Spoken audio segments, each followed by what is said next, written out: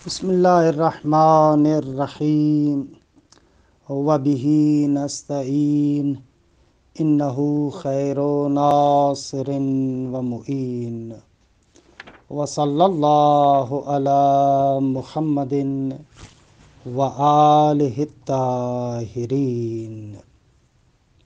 الحمدللہ، خداوند منان کے لطف و کرم سے ہماری گفتگو جواہر البلاغہ میں خبر کے بارے میں تھی۔ مبحث اول میں خبر کی تعریف، صدق و کذب کا ملاک اور مقاصد اور اغراض خبر کو بیان کیا۔ مبحث دوم اس نقطے کے بارے میں ہے کہ خبر کے اندر تاکید کہاں پر لائی جاتی ہے اور کہاں پر خبر کو بغیر تاکید کے لائیں گے۔ خوب یہاں پر فرماتے ہیں کہ غرض اصلی کلام کی یہ ہوتی ہے کہ مخاطب کو کچھ سمجھایا جائے، مخاطب کو اس خبر کے ذریعے سے وادار کیا جائے کہ وہ اس کی تصدیق کرے، مقصود یہ ہوتا ہے۔ تو ظاہر سی بات ہے کہ مخاطب کے حالات کو مد نظر رکھتے ہوئے ہمیں خبر کو پیش کرنا چاہیے، کیونکہ متکلم مخاطب کی نسبت سے ایک طبیب اور ڈاکٹر کی حیثیت رکھتا ہے۔ جیسے ایک طبیب اور ڈاکٹر مخاطب کے یا اس مریض کے حالات کو دیکھتا ہے، اسی کے اعتبار سے نسخہ تجویز کرتا ہے۔ متکلم کو بھی یہی کام کرنا چاہیے، مخاطب کی مختلف حالتوں کو دیکھتے ہوئے اس کے اعتبار سے اپنے کلام کو پیش کرے۔ اس اعتبار سے جو بھی کلام کیا جائے، اس کلام کا حق یہ ہے کہ وہ کلام اپنے مقصود کے مطابق ہو، نہ تو مقصود سے کم ہو تاکہ نقض غرض لازم آئے، اور نہ ہی مقصود سے زیادہ ہو تاکہ عبث اور بے فائدہ ہو۔ لہٰذا مخاطب کے حالت کو چیک کرنا ہوگا۔ اچھا، مخاطب کی حالت اس خبر کی نسبت سے 3 حالتوں سے خالی نہیں۔ یا تو مخاطب ہمارا خالی الذہن ہے، یعنی نہ اس خبر کا اقراری ہے نہ اس کا منکر ہے، خالی الذہن انسان ہے اس خبر کی نسبت سے۔ خالی الذہن سے مراد یہ ہے کہ شک و تردید یا انکار اس خبر کے بارے میں اس کے ذہن میں نہیں ہے، ایسے بندے کو کہتے ہیں خالی الذہن۔ ایک صورت یہ ہے۔ دوسری صورت یہ ہے کہ مخاطب اس خبر کی نسبت سے شک و تردید میں مبتلا ہو۔ تیسری صورت یہ ہے کہ مخاطب اصلاً خبر کا منکر ہے۔ یہ 3 حالتیں ہیں مخاطب کی خبر کی نسبت سے۔ یا تو خالی الذہن ہے، یعنی نہ شک ہے نہ تردید ہے نہ انکار ہے، کچھ بھی نہیں ہے، خبر کی نسبت سے بے تفاوت قسم کا بندہ ہے۔ یا نہ خبر کے بارے میں شک و تردید میں مبتلا ہے، یا نہ شک و تردید سے بڑھ کر اصلاً منکر ہے۔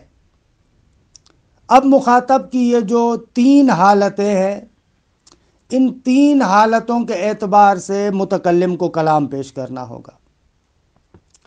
اگر آپ کا مخاطب خالی الذہن ہے، بے تفاوت ہے، تو وہاں پر آپ کلام کو نارمل لے کر آئیں۔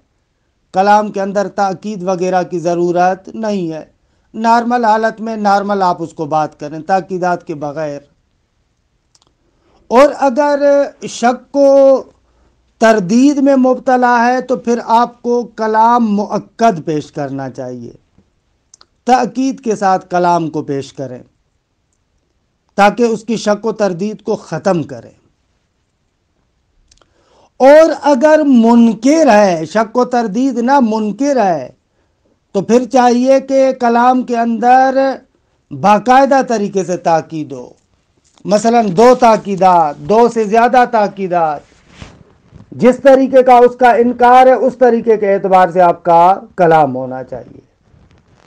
یہ مطلب ہے اصل اس مبحث ثانی کا، کہ انشاءاللہ تطبیقات میں آتے ہیں تو آپ محسوس کریں گے کہ کتنے لطیف اور خوبصورت نکات ہیں۔ المبحث الثانی فی تأکید الخبر و عدمہ، فرماتے ہیں کہ دوسرا مبحث خبر کی تأکید اور عدم تأکید کے بیان میں ہے۔ اچھا، ایک نقطہ یہاں پر ذہن نشین کریں، یہاں پر تأکید سے مراد ہے تأکید حکم، نہ کہ فقط موضوع کی تاکید یا محمول کی تاکید، نہ، خود اسے حکم کے بارے میں تأکید اور عدم تأکید۔ دوسرے لفظوں میں تأکید نسبت مقصود ہے، نہ کہ طرفین کی تأکید۔ مثلا زید قائم، اس کے اندر ایک زائد ہے، ایک قائم ہے اور ایک نسبت ہے ان دونوں کے درمیان، تو یہاں پر مقصود ہمارا اس نسبت کی تأکید ہے، طرفین کی تاکید کی بات نہیں کر رہے۔ مثلا ایک مرتبہ کرے علی نفسہ قائم، خب یہاں پر خود علی کی آپ تاکید لے کر آئے ہیں، یہ مقصود نہیں ہے، درست ہے۔ حیث کان الغرض الاصلی من الکلام افادت المخاطبی، فرماتے ہیں کیونکہ بھیا کلام سے جو غرض اصلی ہے وہ یہ ہے کہ مخاطب کو افادہ کیا جائے، مخاطب کو فائدہ دیا جائے، اس کو کچھ بتایا جائے۔ فلا بد ان یکون الکلام بحیث یوصل المخاطب الی التصدیق بالحکم، فرماتے ہیں کہ کلام اس طریقے کا ہونا چاہیے جو مخاطب کو اس حکم کی تصدیق کی طرف پہنچائے۔ فَيَجِبُ أَن يَكُونَ الْمُتَكَلِّمُ مَعَ الْمُخَاطَبِ كَالطَّبِيبِ مَعَ الْمَرِيضِ، اس بنا پر ضروری ہو جائے گا کہ متکلم مخاطب کے ساتھ اس طریقے سے ہو جیسے طبیب مریض کے ساتھ ہوتا ہے۔ کیا کرتا ہے؟ یشخص حالتہ، اس کی حالت کو تشخیص دیتا ہے، من حیث التصدیق و عدمہ بعد الاخبار، بعد الاخبار کو متعلق کرے آپ تصدیق کے، من حیث التصدیق و عدمہ، تصدیق اور عدم تصدیق کے اعتبار سے۔ خبر دینے کے بعد آیا وہ اس خبر کی تصدیق کرتا ہے یا نہیں کرتا، اس کی تشخیص دے۔ وَيُعْطِيهِ مَا يُنَاسِبُهَا، اس مخاطب کو متکلم عطا کرے ما، وہ کلام يُنَاسِبُهَا جو اس کی حالت کے ساتھ مناسبت رکھتا ہو۔ فَحَقُّ الْكَلَامِ ان یکون بقدر الحاجہ، حاجت کے مطابق ہو، جتنی ضرورت ہے کلام اتنا ہو، لا زائدا عنہا، حاجت سے زیادہ نہ ہو، لئن لا یکون عبثا، تائن کہ وہ کلام عبث اور بیہودہ نہ ہو۔ اگر ضرورت سے زیادہ کلام ہوگا تو وہ عبث اور بیہودہ ہوگا۔ ولا ناقصا، اور نہ ہی ضرورت سے کمتر ہو، ولا ناقصا عنہا یعنی عن الحاجہ، لئن لا یخل بالغرض، تاکہ مخل بالغرض نہ ہو۔ لہذا تختلف صور الخبر فی اسالیب اللغہ، اسی لیے آپ دیکھتے ہیں کہ خبر کی جو صورتیں ہیں، لغت کے جو طریقے ہیں ان میں آپ کو مختلف طریقوں سے ملیں گی، باختلاف احوال المخاطب، مخاطب کے احوال کے مختلف ہونے کے اعتبار سے خبر کی صورتیں بھی مختلف ہوتی رہیں گی۔ الذی وہ والا مخاطب کہ یعتری ہے ثلاث احوال من هذه الجہہ، اس اعتبار سے اس مخاطب کی تین حالتیں ہیں۔ اولا ان یکون المخاطب خالی الذہن من الخبر، اگر خبر سے خالی الذہن ہے، خالی الذہن ہے یعنی خبر کی نسبت سے بے تفاوت ہے، نہ شک و تردید ہے، نہ انکار ہے، نہ اقرار ہے، بے تفاوت بندہ ہے۔ وفی ھذا الحال لا یؤکد لہ الکلام، اس صورت میں کلام کو اس کے لیے مؤکد نہیں کریں گے، کیونکہ لعدم الحاجت الی التوکید، تاکید کی کوئی ضرورت ہی نہیں ہے۔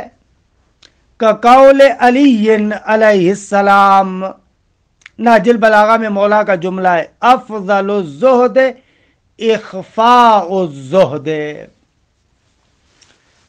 کہ مخاطب خالی الذہن ہے زہد کی نسبت سے، اس خصوصیت کا نہ منکر ہے نہ شاک ہے، لہذا ایک نارمل قسم کے بندے کو فرض کر کے یہ کلام کہا گیا ہے کہ بہترین زہد یہ ہے کہ زہد کو چھپایا جائے، یہ خالی الذہن کے لیے۔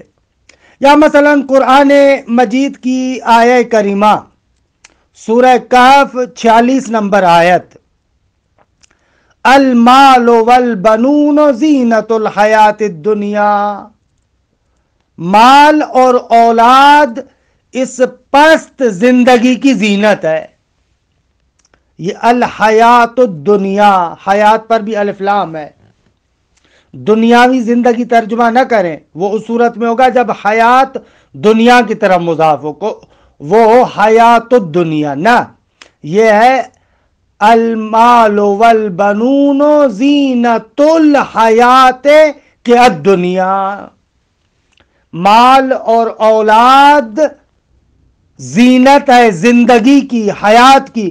کون سی حیات؟ الدنیا، جو پست ہے، پست زندگی کی زینت مال اور اولاد ہے، اور جو حقیقی زندگی ہے، حیات طیبہ ہے، اس کی زینت ایمان اور عمل صالح ہے۔ دقت کریں کہ نارمل ذہن والے کے لیے یہ کلام ہے۔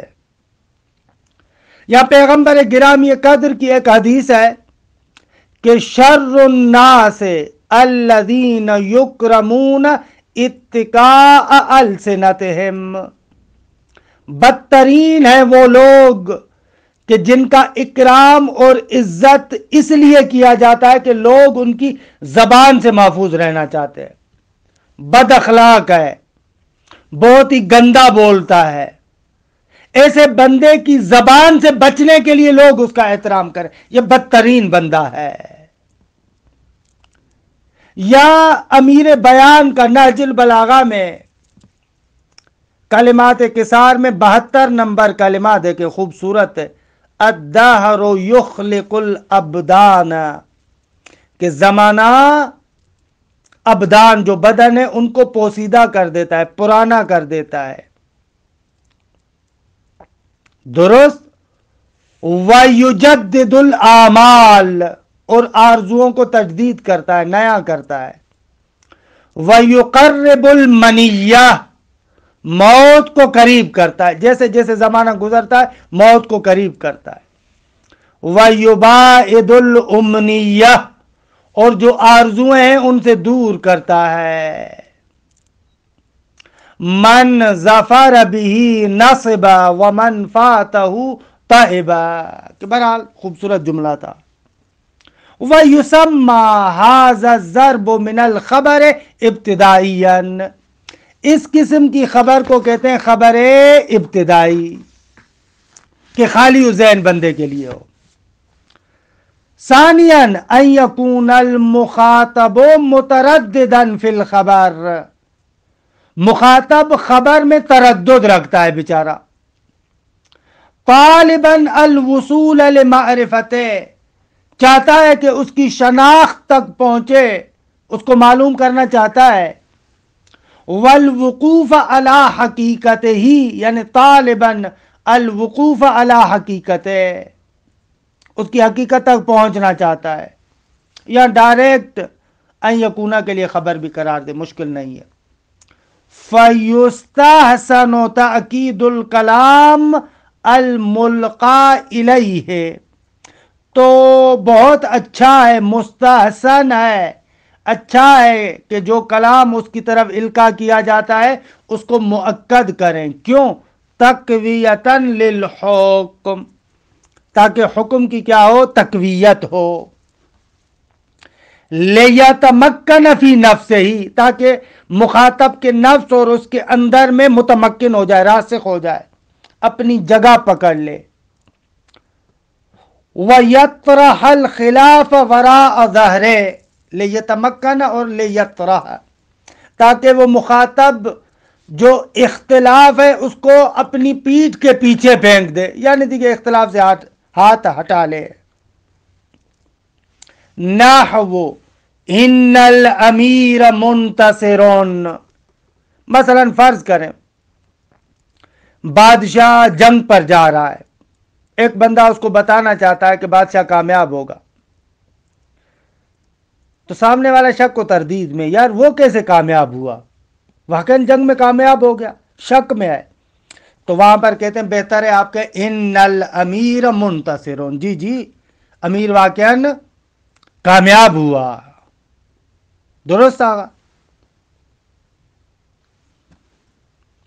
اس کے علاوہ قرآن مجید کی بھی بہت ساری مثالیں ہیں کہ مصنف یہاں پر ایک مثال دے رہے ہیں، وہ جو سورہ بقرہ میں مشہور قصہ ہے کہ جس نام کے عنوان سے اصلاً یہ سورہ ہے، سورہ بقرہ، کہ آپ نے قصہ پڑھا ہوا ہے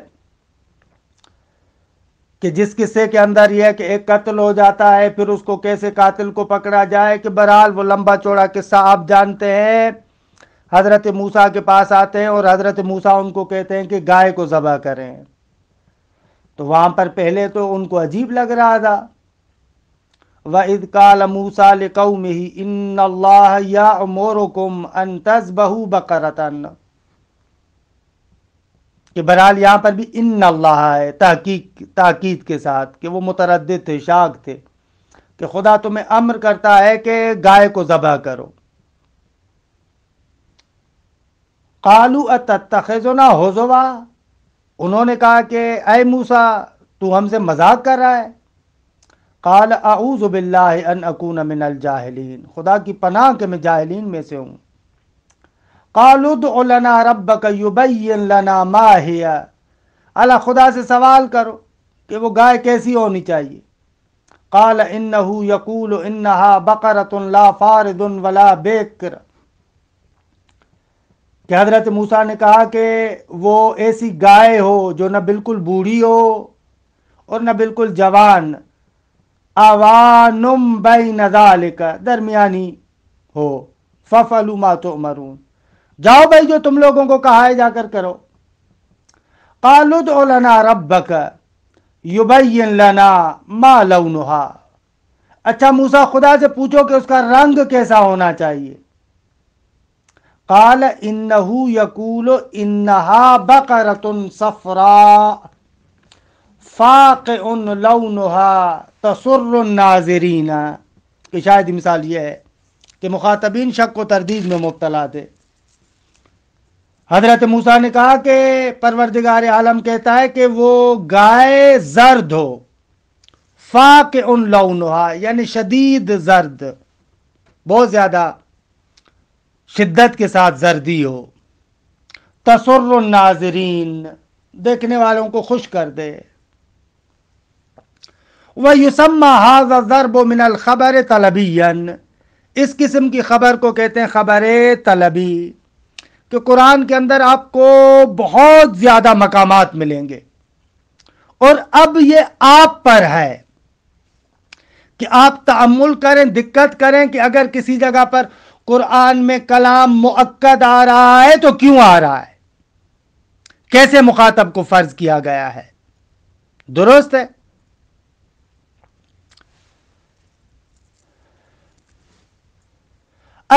ثالثاً ان يكون المخاطب منكرا للخبر کہ الذی یراد القاؤہ الیہ۔ اب تیسری حالت یہ ہے کہ مخاطب منکر ہے اس خبر کا کہ جس خبر کے بارے میں ارادہ کیا گیا ہے کہ اس کی طرف القاء کی جائے۔ الذی یراد القاؤہ الیہ ہے کہ اس خبر کے القاء کا ارادہ کیا گیا ہے الیہ اس مخاطب کی طرف۔ معتقدان خلافہ، وہ مخاطب اس کے برخلاف کا اعتقاد رکھتا ہو۔ یہاں پر فیلزم تأکید الکلام، اوپر تھا فیستحسن، اگر شاک ہے تو مستحسن ہے، اچھی بات ہے، لیکن یہاں پر لازم ہے کہ اس کے لیے کلام کو آپ مؤکد کریں، بے مؤکدن او مؤکدین، ایک مؤکد ہو، دو یا اسے زیادہ، جیسا جیسا انکار ہے اس انکار کے اعتبار سے تاکید واجب ہوگی۔ علی حسب حالہ من الانکار، اس کے انکار کے حال کے اعتبار سے، قوتاً و ضعفاً، قوت اور ضعف کے اعتبار سے، انکار قوی ہے تو اتنی زیادہ تاکیدات، ضعیف ہے تو اس کے اعتبار سے۔ کما فی قولہ تعالی، جیسے سورہ یاسین کی یہ آیات ہے کہ خوبصورت مثال ہے۔ وَاضْرِبْ لَهُمْ مَثَلًا، اے میرے حبیب ان کے لیے مثال پیش کرو، اصحاب القریہ، اس گاؤں والوں کی مثال پیش کرو۔ قریہ یعنی وہی آبادی، گاؤں، جو اس قریے اور گاؤں میں رہتے تھے، ان لوگوں کی بات بتاؤ ان کو، کہ کہتے ہیں کہ یہ قصہ انطاکیہ کا ہے کہ اذ جاء المرسلون، کہ ان اصحاب قریہ گاؤں والوں کے پاس کون آیا؟ جاء المرسلون، اللہ کے بھیجے ہوئے رسول وہاں پر آئے۔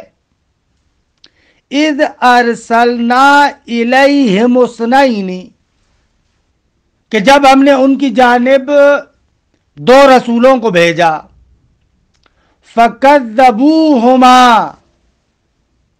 پھر ان لوگوں نے ان کی تکذیب کی، ان کو جھٹلایا، فعززنا بثالث، پھر تیسرے کے ذریعے سے ہم نے ان کی نصرت کی، فقالوا انا الیکم مرسلون، تو انہوں نے کہا کہ بے تحقیق ہم تمہاری جانب اللہ کے بھیجے ہوئے رسول ہے۔ اب دیکھیں کلام مؤکد ہو رہا ہے، پہلے کلام مؤکد نہیں تھا، نارمل حالت میں تھا، لیکن اب جیسے انہوں نے انکار کیا تو کہا گیا انا الیکم مرسلون۔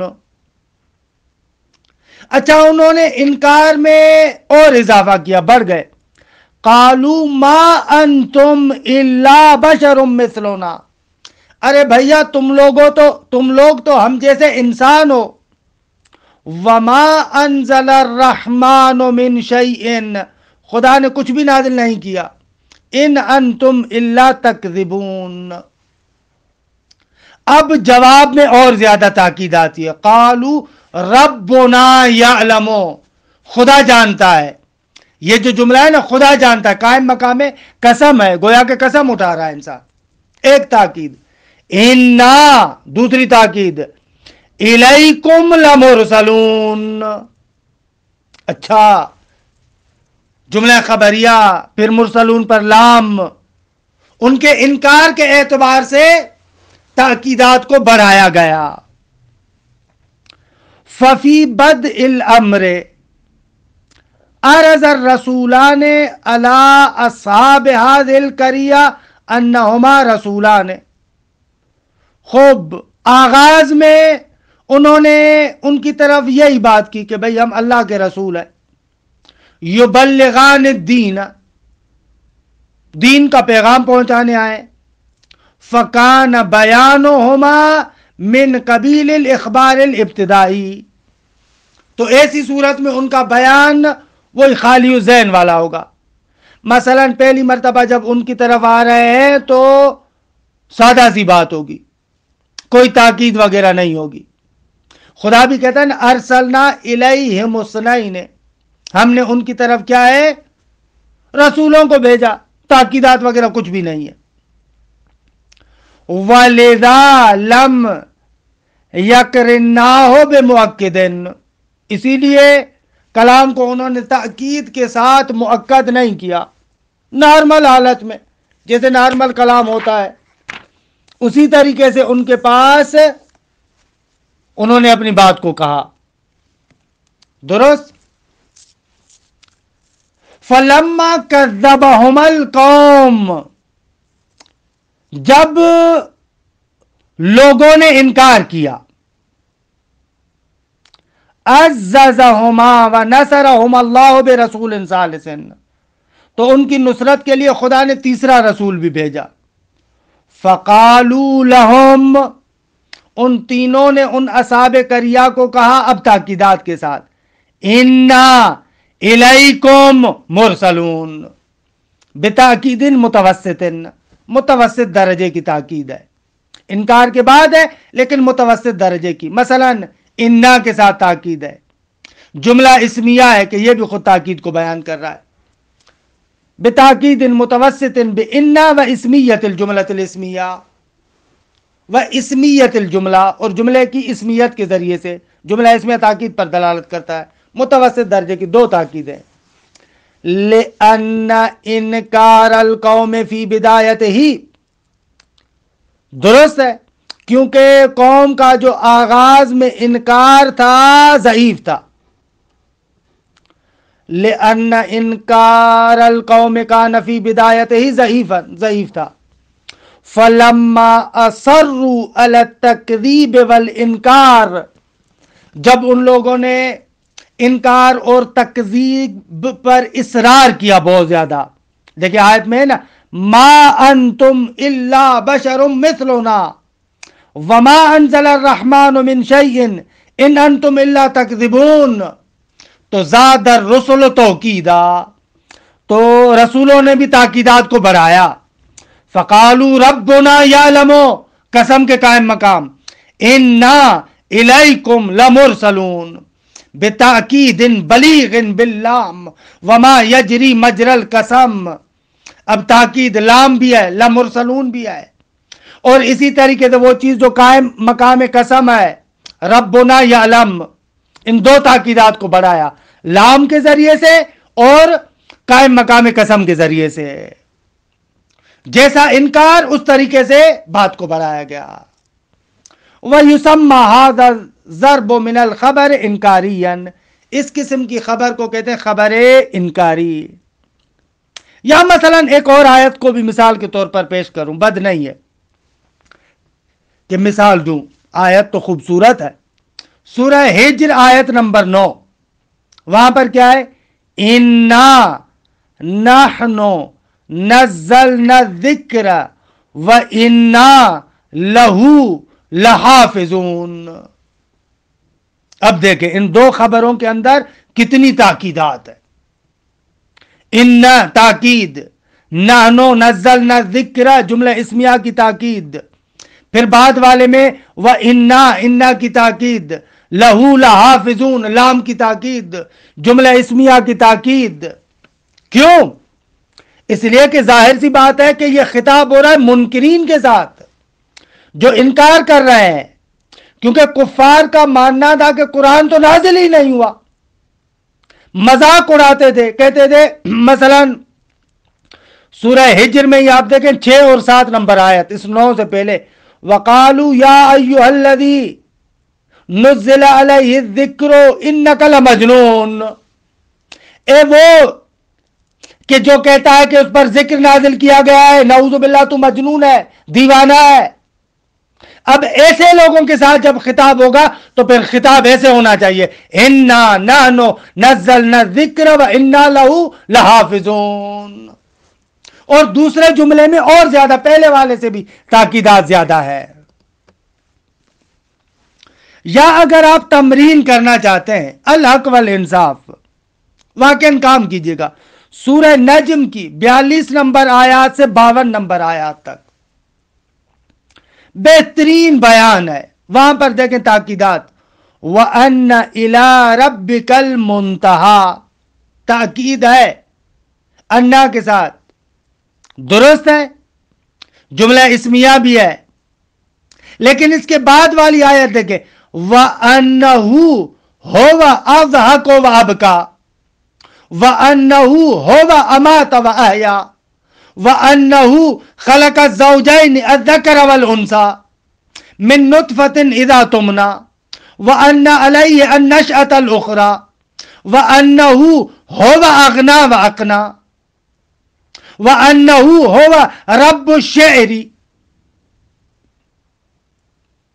وَأَنَّهُ أَهْلَكَ عَادًا الْأُولَىٰ وَثَمُودَ فَمَا أَبْقَىٰ وَقَوْمَ نُوحٍ مِّن قَبْلُ إِنَّهُمْ كَانُوا هُمْ أَظْلَمَ وَأَطْغَىٰ۔ ان آیات کے اندر تھوڑا سا کام کیجئے گا، بعض جگہوں پر ضمیر فاصل ہے کہ ضمیر فاصل سے تاکید بڑھے گی، بعض جگہوں پر ضمیر فاصل نہیں ہے، کیوں؟ کیا نقطہ ہے؟ ان آیات پر تأمل کیجئے گا، یہ تھوڑا سا آپ کا ہوم ورک بھی ہے۔ 42 سے 52 نمبر آیات دیکھیں، بعض جگہوں پر ضمیر فاصل ہے، بعض جگہوں پر ضمیر فاصل نہیں ہے، کیوں؟ ضمیر فاصل سے تاکید بڑھتی ہے، وہاں پر کیا ضرورت محسوس ہو رہی ہے، دوسرے مقام پر کیوں وہ ضرورت محسوس نہیں ہو رہی، ان کو دیکھیے گا۔ اچھا، آخر میں ایک جملہ صرف نقل کروں کیونکہ وقت بھی ہمارا تمام ہو رہا ہے۔ امیر المومنین کا جملہ ہے نہج البلاغہ میں، خطبہ نمبر 37، وہاں پر مولا فرماتے ہیں واللہ لأنا اول من صدقہ۔ تاکیدات دیکھیں میرے مولا کی، اللہ اکبر۔ نہج البلاغہ یعنی یہ، قسم بخدا بے شک رسول اللہ کی تصدیق کرنے والا جو پہلا بندہ ہے وہ میں ہی ہوں، اتنی تاکیدات کے ساتھ۔ کیوں؟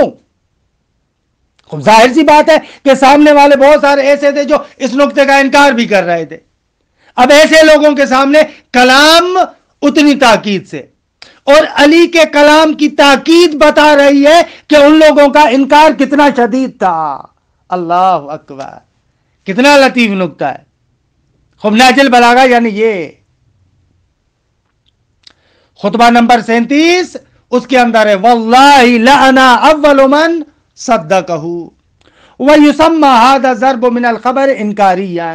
اچھا، یہ اس کا ٹکڑے کا ترجمہ کر لوں۔ وَعْلَمْ أَنَّهُ كَمَا يَكُونُ التَّأْكِيدُ فِي الْإِثْبَاتِ، اگر یہ نقطہ جان لیں جیسے تاکید کلام مثبت میں ہوتی ہے، یکون فی النفی ایضاً کلام منفی میں بھی ہوتی ہے۔ مثلا نحو مل مقتصد بمفتکرن، جو درمیانی راہ چلتا ہے وہ کبھی بھی محتاج نہیں بنے گا، نہ فضول خرچ ہے نہ کنجوس ہے، یہ محتاج نہیں ہوگا۔ جملہ اسمیہ نارمل طریقے سے، واللہ مل مستشیر بنادمن، کہا نہ کوئی بندہ منکر ہے مشورے کا، قسم بخدا مشورہ لینے والا کبھی بھی نادم نہیں ہوگا۔ وَعَلَى ضَوْءِ ذَلِكَ يُرَدُّ مَا أَوْرَدَهُ الْكِنْدِيُّ الْفِيلَسُوفُ عَلَى كَلَامِ الْعَرَبِ۔